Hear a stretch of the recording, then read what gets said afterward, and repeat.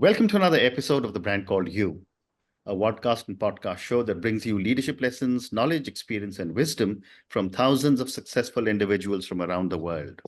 I'm your host, Ashutosh Garg, and today I'm delighted to welcome an accomplished wellness entrepreneur from Mumbai, Mr. Siddhartha Sengupta.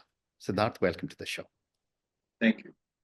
Siddharth is the founder and managing director of Samskrt Natural Wellbeing Company Private Limited, is focused on preventive, predictive healthcare and reversal of lifestyle diseases, which is based on Ayurveda. He was earlier with Indophil, Clarient, Merck, Arkema, and BASF. So Siddharth, my first question, tell me about your own journey in brief, and what was your inspiration after a successful corporate career to become an entrepreneur in wellness? Right. First of all, thank you for introducing me, Ashutosh, and for giving this opportunity to this podcast. And yes, I have been in the corporate for more than 20 years now, and I started. I believe my journey started as a chemical engineer into operations, and then moved on to sales and marketing, strategy. Uh, Post which I realized I started asking a lot of questions to myself. Mhm. Is what is your value addition? Where would you be, and what would you do post retirement? That's when you start thinking, and asking these questions, which can lead you to a very spiritual answer. And I think that's where my journey of spirituality, and that's where the journey of Ayurveda started. I was always passionate about Ayurveda, Mhm. natural healing, natural medicines. I Yeah. was always passionate about it. Even when Mhm. I traveled the whole world, I used to carry my bottle of sesame oil and my triphala along with me all the time. Okay, So, amazing. yeah. And what is the story behind this very unusual name Samskrit? I thought I had spelling wrong when I said Sanskrit, but tell me what's the name? So, you see, Sanskrit is the right way to pronounce Sanskrit. Okay. We've been anglicized a lot. Mm-hmm. So, Sanskrit is actually the right way to uh, uh, write or pronounce the word Sanskrit, the Mm-hmm. language. Mm-hmm. So, we also there was a slight take on the word Mm-hmm. Sanskrit, like Krasna, Krsna. Yeah, It's pretty I much like understand. Fantastic. Okay. natural way. Thank you. So let's talk about Sanskrit then. Can you explain the concept of epigenetics and how it integrates with Ayurveda in your approach? Right. Right. So, you see, today what we are going to talk about is actually to understand how lifestyle diseases can be formed because of, five or six factors like your lifestyle, your diet, your exercise routine, your stress levels, your environment, and even your behavior. Hmm. Now, this is exactly what epigenetics talks about. Hmm. And the whole concept of epigenetics is the same thing as Ayurveda. Hmm. So when you juxtapose these two together, we have when Ayurveda says that what is disease, it talks about moving, a human being moving from Prakriti Hmm. to Vikriti. Hmm. When we say Prakriti, it's basically nothing but genetic predisposition Hmm. as per epigenetics. And then we move towards what is called as temporary epigenetic changes in your body. Hmm. Okay, Okay. and if you remember these chemistry equations we had, where you had these arrows, half arrows, Hmm. yeah, which is like a reversible reaction. Hmm. So that's pretty much similar. Uh-huh. So when we say in epigenetics, diseases are formed, Hmm. these five factors which I told you, Hmm. that your lifestyle, your diet, your exercise routine, as well as your Hmm. uh, you know uh, behavior and your environment. Hmm. These can alter your genes and your cellular structures in Hmm. a certain way, Okay. and that is what leads you to a disease. And that's exactly what Ayurveda says. Very interesting. And Siddharth, what are some of the common lifestyle diseases that you focus on reversing, and how does Ayurveda play a role? Right. So we focus essentially for the last 1 decade, around 10 years or so, we have been treating serious lifestyle diseases like cancers, heart diseases, that is cardiovascular, infertility. We have been treating Parkinson's as well, autoimmunes, as well as mental health issues, infertility. These are common and simple lifestyle diseases like blood pressure, diabetes, of course. But we are specializing in cancer. Wow. Wow. And we have 5 expert vaidyas. Can you tell me how Ayurveda addresses the root cause of diseases rather than just the symptoms? Right. So first of all, we need to understand the whole concept of cells and how our body is made up, what it's made up of. So our body is made up of millions of cells. Now, what if you notice from a cell to a human being, it is cells, a cluster of cells form tissues, many tissues form organs, and then several organs form a human or an organism. So every cell in our body, has a DNA inside it. Now these DNAs give instructions to the cells to perform their function. Yeah. Now we can have several cells like heart cells, our lung cells, kidney cells, brain cells. Now, let's take the example of the liver cell. Now, the functions of a liver cell is several. Like, for example, it would coagulation of your blood is done by the liver. Right. There are other functions like digestion. Then there is, it has to store a lot of vitamins in it. It has to detox, and it has to process your blood. Right. Right.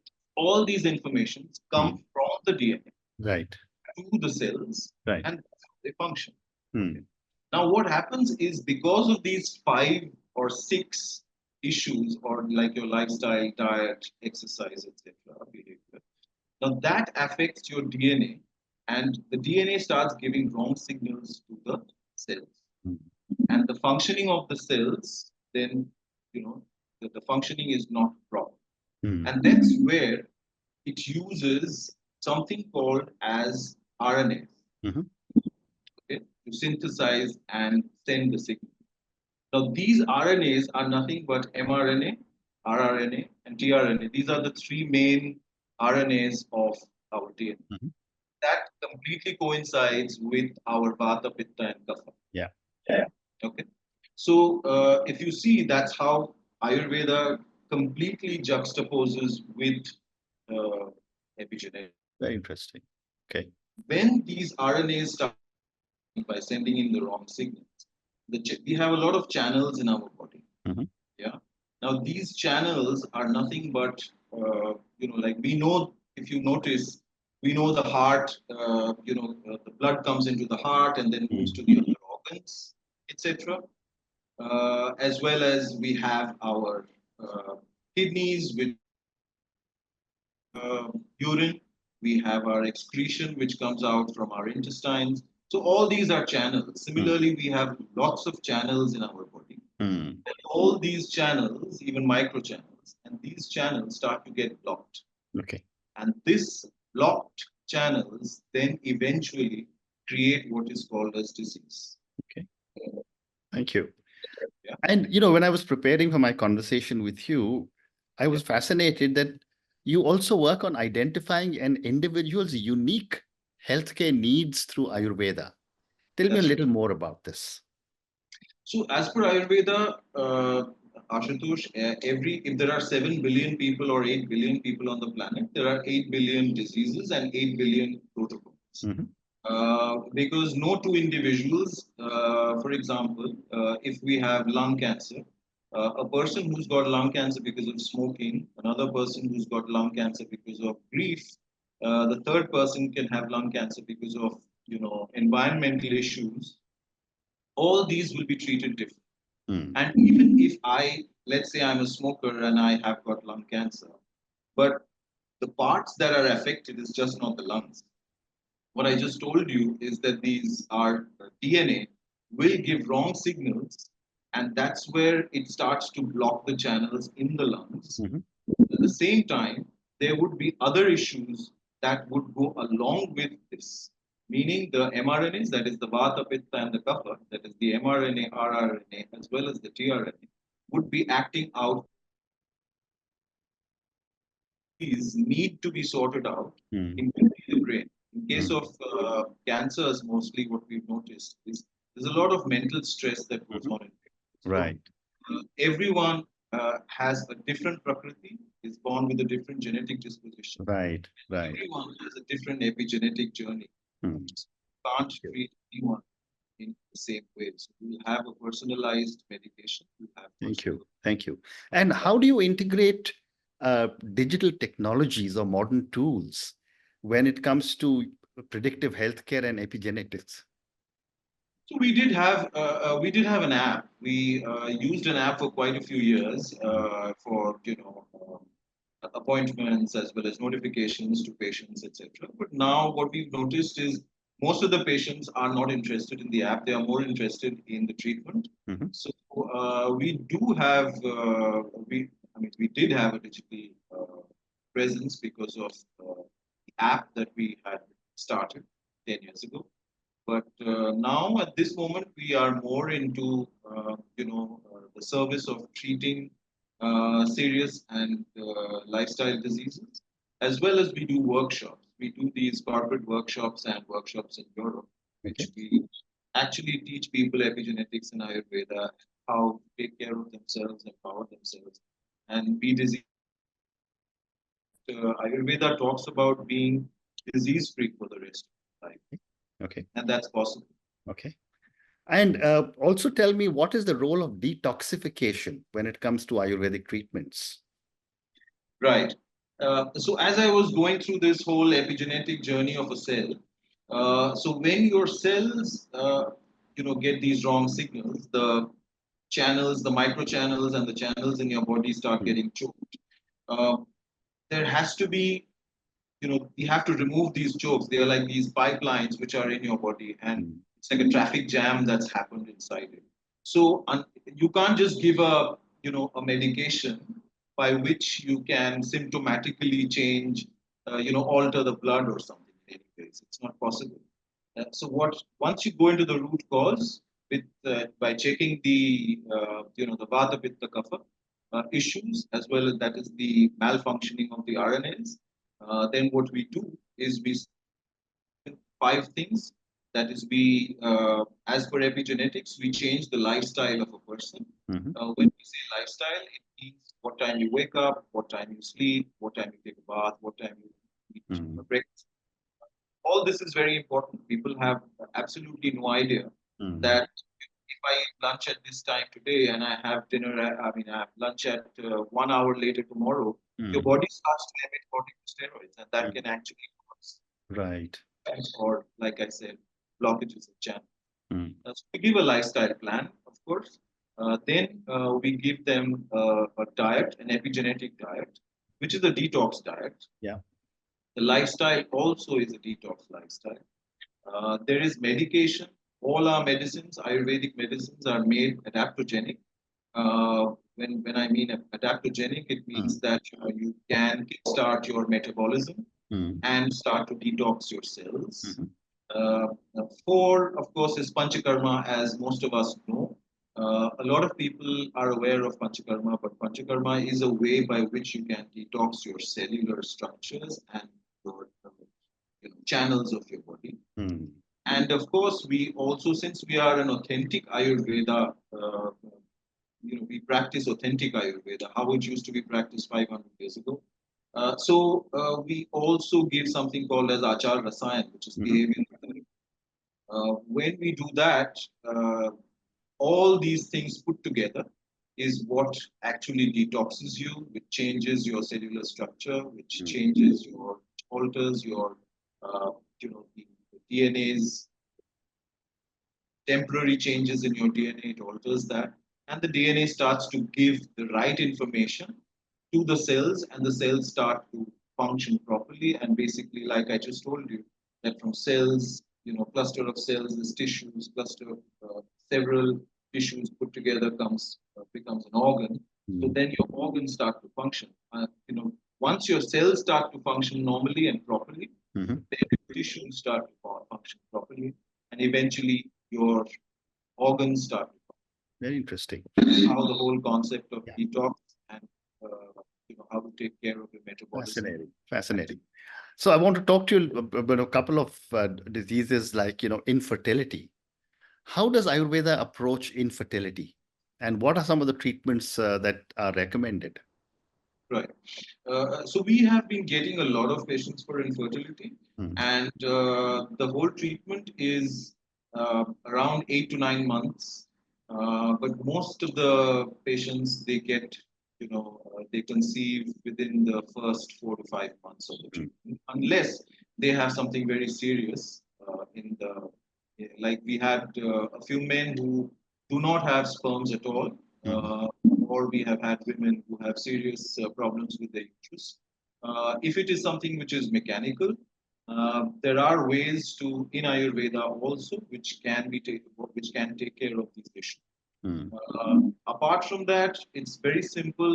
Once you start to detox a body, whether it's all infertility, frankly, Ashutosh, is also a lifestyle disease. Mm. So it depends on the kind of diet and the lifestyle that you Yeah. pick.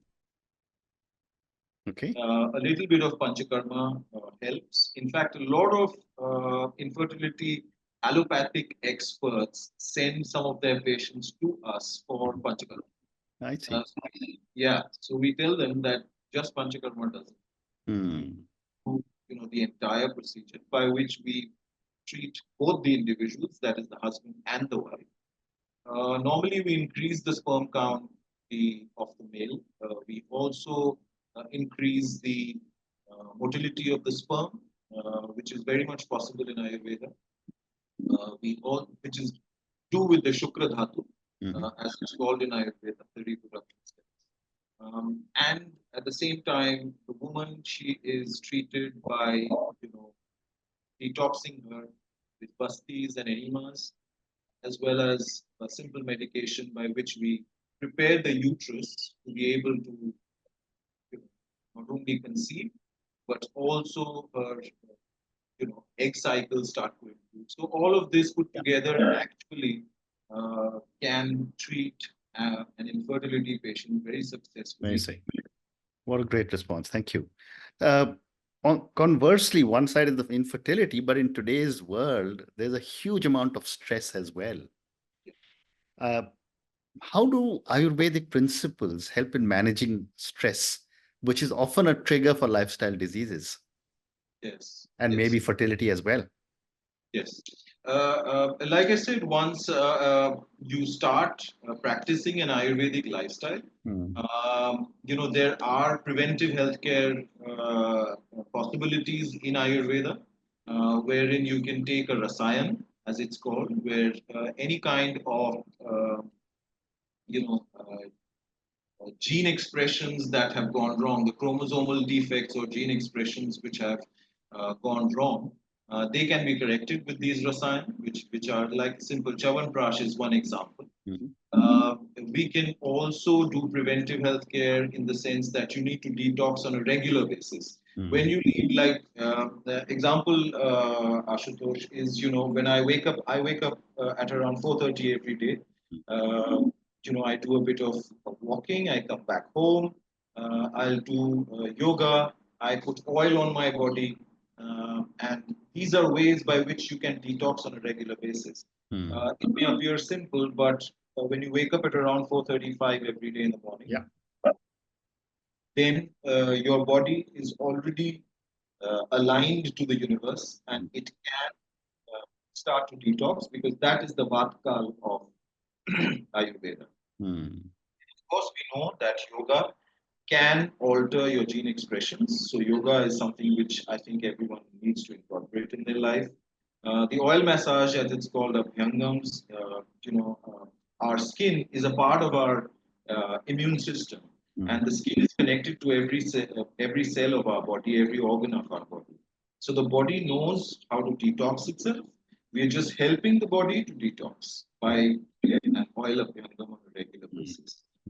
Also, our lymphatic system, which is actually the immune system, improves a lot and helps.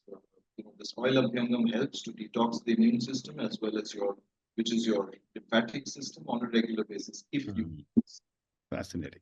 with the right oils. Amazing. Amazing. And I completely agree with you on waking. I've always woken up at 4 a.m. in the morning and same walk and yoga every single day. But my last question for you, Siddharth, in today's modern, fast-paced world, how do you see Ayurveda as preventive healthcare? I see Ayurveda as the future, if you ask me, Ashutosh. Because, like I said right at the beginning, that the modern medicine is trying to move towards epigenetics. Because they are stuck somewhere with the cancer treatments. They are stuck somewhere with a lot of these lifestyle diseases. Because taking medicines all your life is certainly not the solution. Right. So epigenetics is, like I said, Ayurveda.